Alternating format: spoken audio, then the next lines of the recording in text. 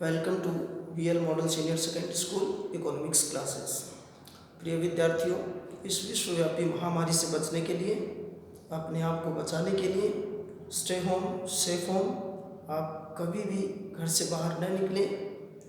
किसी भी परिस्थिति के अंदर आप लापरवाही नहीं बरतें। जो भी इस कोविड-19 बीमारी से बचने के लिए आपको राज्य सरकार और केंद्र सरकार से जो दिशा निर्देश मिलते हैं उनका आप अनुपालन अवश्य करें। साथ ही कोई संदिग्ध व्यक्ति या बीमार व्यक्ति आसपास आपको दिखाई दे तो उसकी सूचना आप संबंधित अधिकारी को जरूर दें।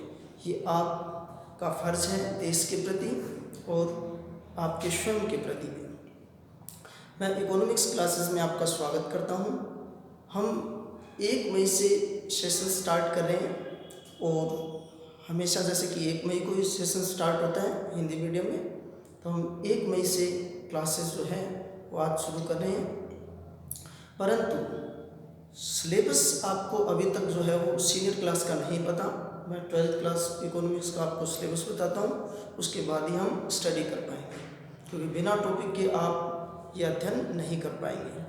हालांकि आपने जो 11th क्लास में पढ़ा है उसका सीनियर क्लास से ज़्यादा कुछ लेना देना नहीं है, मतलब एज ए रिलेशन टॉपिक के हिसाब से, क्योंकि लगभग टॉपिक जो है वो अलग थे 11th के और उनकी हमें आगे 12th के अंदर ज़रूरत नहीं पड़ेगी। सिर्फ 1-2 चैप्टर को छोड़कर उसके भी बहुत कम टॉपिक जो है वो इसमें आते हैं। सबसे पहले हम जो है सिलेबस की बात करेंगे। आपको जैसा पता है 80 नंबर का हमारा पेपर आएगा। 80 नंबर के पेपर के अंदर इसके 2 पार्ट होंगे इकोनॉमिक्स के अंदर, एक व्यष्टि अर्थशास्त्र और एक समष्टि अर्थशास्त्र का। 40-40 अंक के ये दोनों पेपर होंगे हमारे। सबसे पहले मैं व्यष्टि अर्थशास्त्र में कौन से टॉपिक हैं उनका वर्णन करता हूँ। आपको सामने बोर्ड पे लिखा हुआ है, आपको इसमें स्क्रीनशॉट ले लेना है ताकि आप आसानी से उसको नोट कर सकें। फिर हम धीरे धीरे जब नेक्स्ट क्लास होगी या इसी क्लास में प्रयास करेंगे कोई टॉपिक हो जाए तो हम फिर उसका डिटेल से वर्णन करेंगे।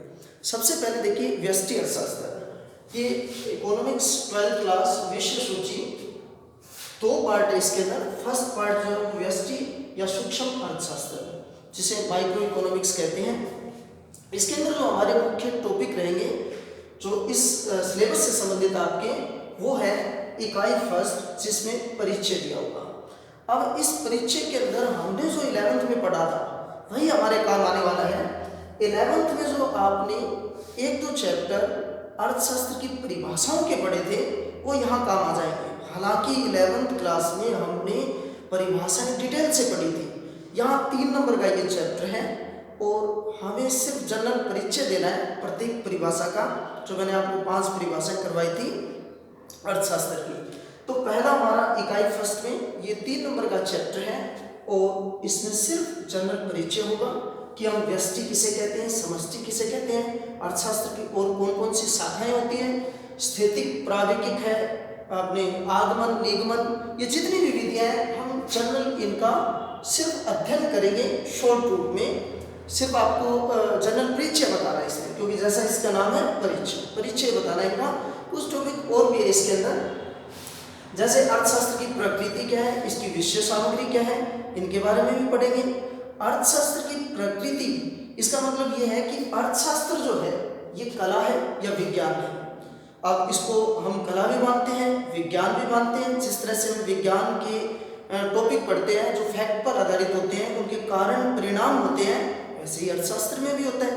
परंतु अर्थशास्त्र जो है विज्ञान के अंदर भी आगे, ये वास्तविक विज्ञान है या फिर आदर्श विज्ञान, दोनों ही चीजें हैं। ये वास्तविक विज्ञान भी है। जैसे हम अन्य तरह की फिजिक्स, केमिस्ट्री या अन्य तरह के हम विज्ञान पढ़ते हैं, मौसम विज्ञान पढ़ते हैं, तो उन सब के अंदर जो हम विज्ञान पढ़ते हैं वो एक वास्तविक विज्ञान होता है। लेकिन हम अर्थशास्त्र के अंदर ये जो वास्तविक विज्ञान है इसके साथ ये आदर्श विज्ञान भी है।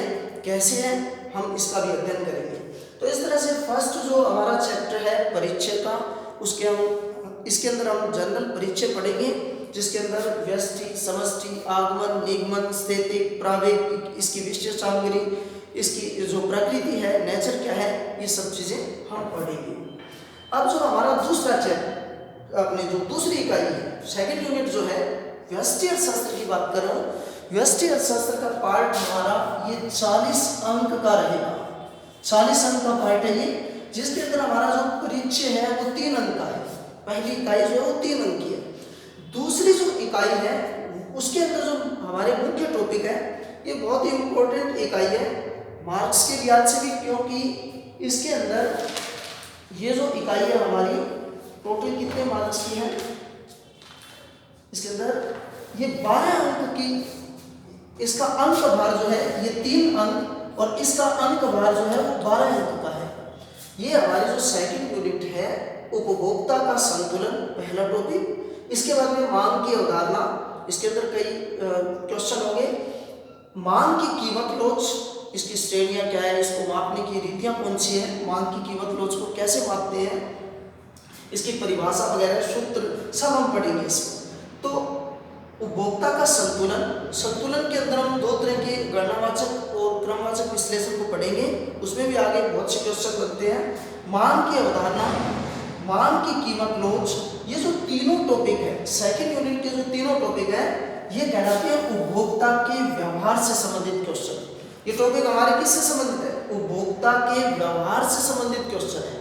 इसमें हम एक कंज्यूमर जो है, एक उपभोक्ता जो है, उसका बाजार में कैसे व्यवहार रहता है वस्तु को खरीदते समय, तो वो सब हम इसमें पढ़ेंगे। और एक उपभोक्ता किस कंडीशन में संतुलन की स्थिति में होता है, हम इसको इस चैप्टर के अंदर उपभोक्ता के संतुलन के अंदर पढ़ेंगे। बाकी जितने भी है मांग की अवधारणा, मांग की कीमत लोच, ये सब जो है ये उपभोक्ता के व्यवहार से संबंधित ही टॉपिक हैं। और ये मार्क्स की दृष्टि से देखें, ये पहली हमारी यूनिट मात्र 3 अंक की थी। इसमें 1-1 नंबर के क्वेश्चन आते हैं, कई बार 2+1 में भी दे देते हैं। ज़्यादातर संभावना ये है कि इसमें 1+1+1 सिंपल जो सामान्य 1 लाइन के जो आंसर होंगे वो आएंगे, इसमें क्वेश्चन आएंगे। तो इसके अंदर जो सेकंड यूनिट है ये हमारी बहुत इंपॉर्टेंट है, बड़े क्वेश्चन के हिसाब से भी। कई बार इसमें 6 नंबर का क्वेश्चन डाल देते हैं, ज़्यादातर इसमें क्वेश्चन जो है वो 4 नंबर का आता है, क्योंकि कई बार देखा है कि जो हमें अंक भार का जो ब्लूप्रिंट दिया होता है उसके हिसाब से क्वेश्चन जो उसमें नहीं मिलते। लेकिन इतना जरूर है कि आपको सेकंड यूनिट जो है 12 अंक की है, तो 12 अंक के ही क्वेश्चन आएंगे। कई बार उसमें 2+2 में दे देते हैं, 1+3 में, या सीधा 6 नंबर का क्वेश्चन दे दे, ऐसा हो सकता है। तो ये हमारी जो सेकंड यूनिट है ये उपभोक्ता के व्यवहार से संबंधित यूनिट है, जो कि 12 अंक की है।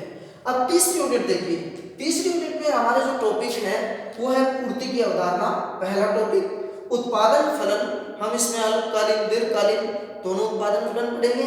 और जो पूर्ति की अवधारणा है, अगर आपने मांग की अवधारणा पढ़ ली तो पूर्ति की अवधारणा हम आसानी से याद कर सकते हैं, क्योंकि मांग की अवधारणा के जस्ट विपरीत जो है वो पूर्ति की अवधारणा है लगभग कई मामलों में। तो पूर्ति की अवधारणा जो है इससे संबंधित भी हम पूर्ति का नियम पढ़ेंगे, इसका डायग्राम कैसे बनता है, इसको प्रभावित करने वाले तत्व कौन से हैं, पूर्ति की लोच भी हम पढ़ेंगे, हालांकि सिलेबस में नहीं है, टाइम हो तो देखेंगे।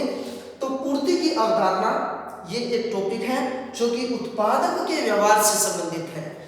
और उत्पादक के व्यवहार से संबंधित इस यूनिट में कौन सी क्वेश्चन है, तो ये पूरी थर्ड यूनिट जो कंप्लीट है ये उत्पादक के व्यवहार से संबंधित है, जिसमें पूर्ति की अवधारणा, कंसेप्ट ऑफ सप्लाई, उत्पादन फलन, प्रोडक्शन फंक्शन दिया हुआ है। उत्पादन की अवधारणा, ये कंसेप्ट जो प्रोडक्शन के हैं वो कौन कौन से हैं।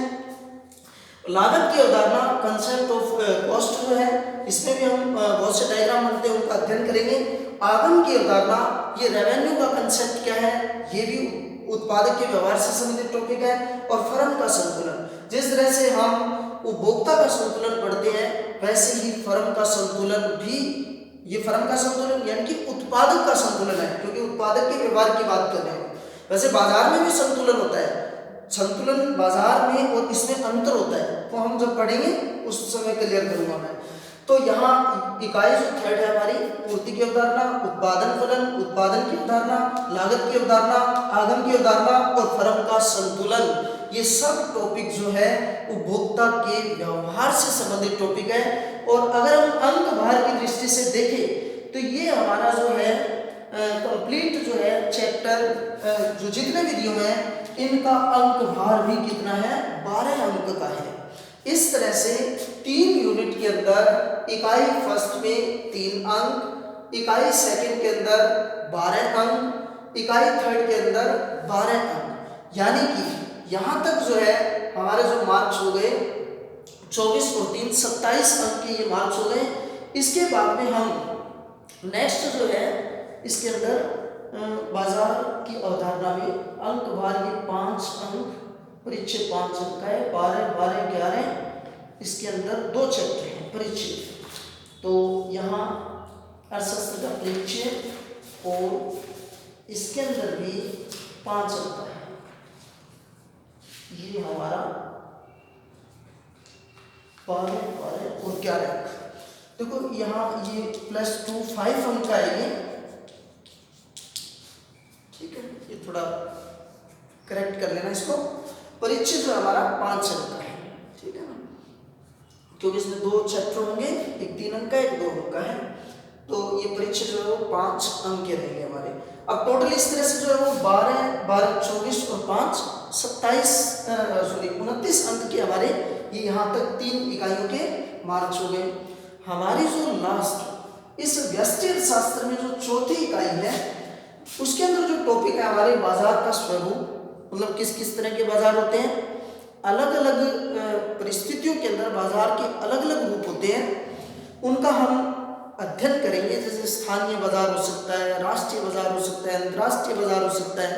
अगर हम उपभोक्ताओं की दृष्टि से बात करें तो और बहुत से बाजारों के रूप होते हैं। पूर्ण प्रतियोगिता बाजार होता है, अपने जो परफेक्ट कंपटीशन है, मोनोपोलिस्टिक है, एकाधिकृत मोनोपोली एकाधिकार है, ओलिगोपोली है, बायलैटरल मोनोपोली है। इस तरह से बहुत से बाजार होते हैं। हमारे जो टॉपिक दिए हुए हैं बाजार का स्वरूप, इसमें जनरल परिचय है बाजार के बारे में, मार्केट किसे कहते हैं, कौन कौन से इसके प्रकार हैं, सब हम इसमें पढ़ेंगे। शॉर्ट टॉपिक है हमारा। डिटेल से हमारा टॉपिक जो पूर्ण प्रतियोगिता का है। पूर्ण प्रतियोगिता इन बाजारों के अंदर ही एक बाजार होता है। बाजार के अंदर स्वरूप भी पढ़ेंगे आपको। वैसे तो बहुत से बाजार के स्वरूप होते हैं, आपके सिलेबस में 2 तरह के स्वरूप दिए हुए हैं बाजार के। वो कौन कौन से हैं, एक तो मोनोपोली और एक मोनोपोलिस्टिक, यानी कि एकाधिकार और एकाधिकृत, ये 2 बाजार और हैं। पूर्ण प्रतियोगिता तो अलग से दिया हुआ है। जो तीसरा टॉपिक है बाजार के अन्य स्वरूप, उन बाजार के अन्य स्वरूप के अंदर एक मोनोपोली और एक मोनोपोलिस्टिक, ये 2 ही टॉपिक है आपके बाजार के अंदर। बाकी अल्पाधिकार है, द्विपक्षीय एकाधिकार है, ये किसी भी तरह के टॉपिक जो है आपके इस यूनिट के अंदर नहीं है। सिर्फ बाजार के अन्य स्वरूप में 2 और प्रकार दिए हुए हैं। फिर बाजार का संतुलन, एक विक्रेता जो है जब बाजार में वस्तु को बेचता है तो उसका प्रॉफिट मैक्सिमम कैसे होगा, इसको हम बाजार संतुलन के अंतर्गत पढ़ते हैं। क्योंकि जब भी एक जो विक्रेता है बाजार संतुलन की स्थिति में होता है तो उसका प्रॉफिट मैक्सिमम होता है। यानी कि आप ये कह सकते हो कि अगर कोई फर्म लागत न्यूनतम की स्थिति में है या अपने उत्पादन को मैक्सिमम कर रही है या अपने प्रॉफिट को मैक्सिमम कर रही है तो हम उसको फर्म को संतुलन की स्थिति में कहेंगे। तो इस तरह से यहाँ भी 4 टॉपिक दिए हुए हैं यूनिट 4th के, और ये सब जितने भी टॉपिक हैं ये बाजार की अवधारणाओं से संबंधित है। और ये जो हमारा ये टॉपिक है ये 11 अंक के टॉपिक हैं। इस तरह से 40 अंक कंप्लीट होते हैं। ये 5 अंक का है, ये 12 अंक की यूनिट है, ये 12 अंक की यूनिट है और ये 11 अंक की यूनिट है। इस तरह से ये व्यष्टि अर्थशास्त्र जो है, माइक्रो इकोनॉमिक्स जो है, सूक्ष्म अर्थशास्त्र, ये 40 अंक का पार्ट रहेगा हमारा। और नेक्स्ट जो वीडियो होगी उसमें मैं आपको समष्टि अर्थशास्त्र के टॉपिक बताऊंगा और वो भी 40 अंक के होंगे। तो धन्यवाद।